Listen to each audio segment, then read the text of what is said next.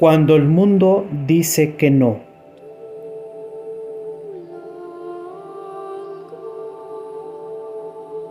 Pregunta. Su referencia a la firmeza de Pedro y de Juan en los Hechos de los Apóstoles, no podemos callar lo que hemos visto y oído 4:20, nos recuerda que a pesar de toda voluntad eclesial de diálogo, no siempre y no para todos son bien aceptadas las palabras del Papa. En no pocos casos se comprueba su explícito rechazo, a veces violento. Al menos si se da crédito a ese espejo, quizá deformante, que son los medios de comunicación internacionales, cuando la Iglesia remacha su enseñanza, sobre todo en ciertos temas, como los morales. Respuesta. Usted se refiere al problema de la acogida de la enseñanza de la Iglesia en el mundo actual, especialmente en el campo de la ética y de la moral. Algunos sostienen que en las cuestiones de moralidad y en primer lugar en las de ética sexual, la Iglesia y el Papa no van de acuerdo con la tendencia dominante en el mundo contemporáneo, dirigida hacia una cada vez mayor libertad de costumbres. Puesto que el mundo se desarrolla en esa dirección, surge la impresión de que la Iglesia vuelve atrás o, en todo caso, que el mundo se aleja de ella. El mundo, por tanto, se aleja del Papa. El mundo se aleja de la Iglesia. Es una opinión muy difundida, pero estoy convencido de que es profundamente injusta. Nuestra encíclica Veritatis Splendor, aunque no se refiere directamente al campo de la ética sexual, sino a la gran amenaza que supone la civilización occidental del relativismo moral, lo demuestra. Se dio perfectamente cuenta el Papa Pablo VI, que sabía que su deber era luchar contra ese relativismo frente a lo que es el bien esencial del hombre. Con su encíclica Humane Vitae puso en práctica la exhortación del apóstol Pablo que escribía a su discípulo Timoteo.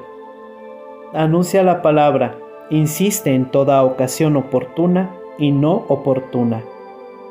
Vendrá un día en que no se soportará la sana doctrina. Segunda de Timoteo 4, 2, 3. No parecen censurar estas palabras del apóstol esta situación contemporánea. Los medios de comunicación han acostumbrado a ciertos sectores sociales a escuchar lo que halaga los oídos.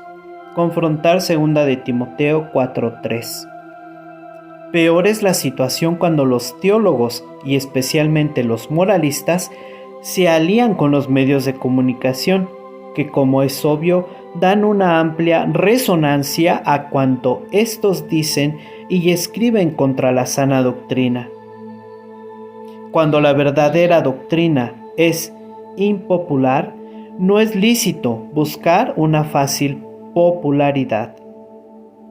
La Iglesia debe dar una respuesta sincera a la pregunta: ¿qué debo hacer para alcanzar la vida eterna? Mateo 19:16. Cristo nos previno, nos advirtió de que la vía de la salvación no es ancha y cómoda, sino estrecha y angosta. Confrontar Mateo 7, 13, 14. No tenemos derecho a abandonar esta perspectiva ni a cambiarla.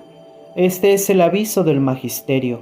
Este es también el deber de los teólogos, sobre todo de los moralistas, los cuales, como colaboradores de la Iglesia docente, tienen en esto una parte esencial.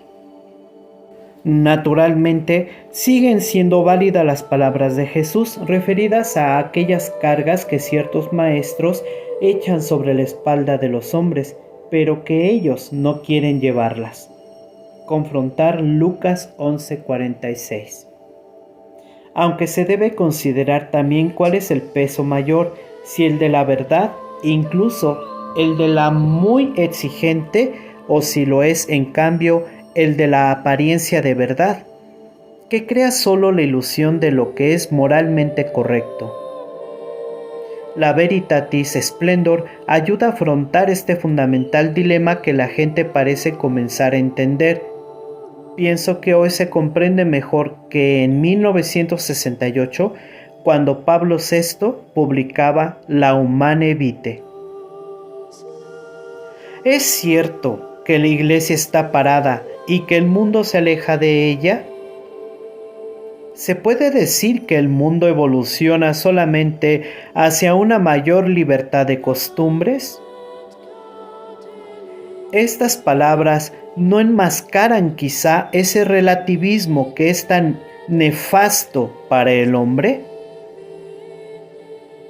No solo con el aborto, sino también con la contracepción. Se trata en definitiva de la verdad del hombre. Alejarse de esa verdad no constituye en absoluto una tendencia evolutiva. No puede ser considerada como una medida de progreso ético. Frente a semejantes tendencias, cada pastor de la Iglesia y sobre todo el Papa debe de ser particularmente sensible para no desatender la severa amonestación contenida en la segunda carta de Pablo a Timoteo. Tú, sin embargo, vigila atentamente, aprende a soportar los sufrimientos, cumple tu tarea de anunciador del Evangelio, cumple tu ministerio. 4:5. La fe en la Iglesia de hoy. En el símbolo, tanto en el apostólico como en el niceno-constantinopolitano, decimos: creo en la Iglesia. Ponemos pues a la Iglesia en el mismo plano que el misterio de la Santísima Trinidad y que los misterios de la Encarnación y de la Redención, pero como ha mostrado el padre du Lubac, esta fe en la Iglesia significa una cosa distinta de la fe en los grandes misterios de Dios, puesto que no solamente creemos en la Iglesia, sino que a la vez la constituimos. Siguiendo el concilio, podemos decir que creemos en la Iglesia como en un misterio, y a la vez sabemos que somos Iglesia como pueblo de Dios. Somos Iglesia también como miembros de estructura jerárquica y, antes que nada, como partícipes de la misión mesiánica de Cristo, que posee un triple carácter: profético, sacerdotal y real. Se puede decir que nuestra fe en la Iglesia ha sido renovada y profundizada de modo significativo por el concilio.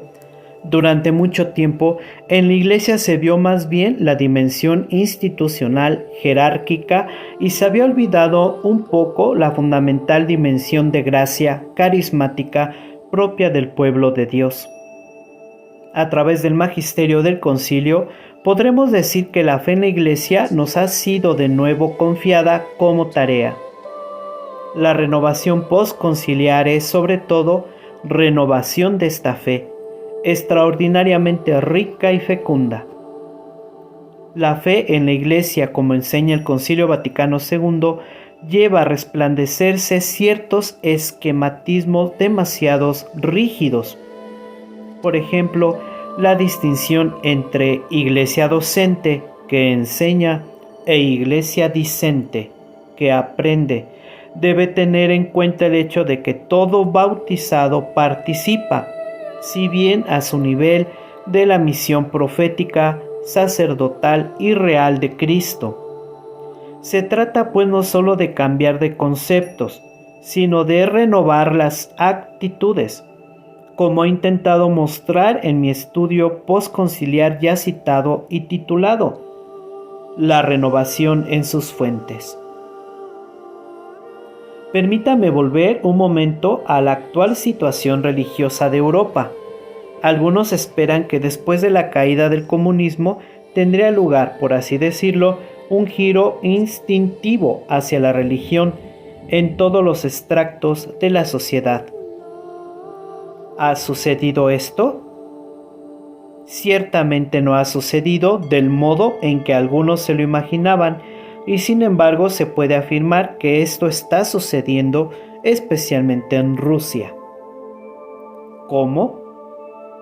Sobre todo en forma de vuelta a la tradición y a las prácticas propias de la Iglesia Ortodoxa.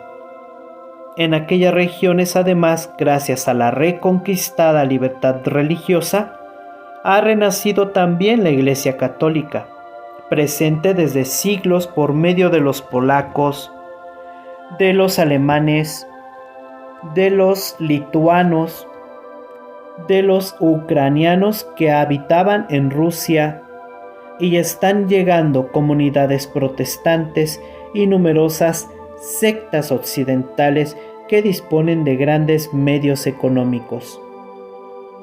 En otros países el proceso de vuelta a la religión o bien de perseverancia en la propia Iglesia se desarrolla según haya sido la situación vivida por la Iglesia durante la opresión comunista y en un cierto sentido también en relación con sus más antiguas tradiciones. Se puede mostrar esto fácilmente observando sociedades como la de Bohemia, la de Eslovaquia, la de Hungría y también la de Rumanía, de mayoría ortodoxa, o Bulgaria. Una problemática propia presente la es Yugoslavia y los países bálticos. Pero, ¿en qué está la verdadera fuerza de la Iglesia? Naturalmente, la fuerza de la Iglesia en Oriente y en Occidente a través de los siglos está en el testimonio de los santos, de los que de la verdad de Cristo han hecho su propia verdad, de los que han seguido el camino que es Él mismo, que han vivido la vida que brota de Él en el Espíritu Santo. Y nunca han faltado estos santos en la Iglesia en Oriente y en Occidente. Los santos de nuestro siglo han sido, en gran parte, mártires. Los regímenes totalitarios que han dominado en Europa en la mitad del siglo XX han contribuido a incrementar su número. Los campos de concentración, los campos de muerte, que han producido, entre otras cosas, el monstruoso holocausto judío, ha hecho que aparecieran auténticos santos entre los católicos y los ortodoxos y también entre los protestantes. Se ha tratado de verdaderos mártires. Baste recordar la figura del padre Maximiliano Kolbe y de Edith Einstein, y aún antes aquellas de los mártires de la guerra civil en España. En el este de Europa es enorme el ejército de los santos mártires, especialmente ortodoxos, rusos, ucranianos, bielorrusos y de vasto territorio más allá de los Urales.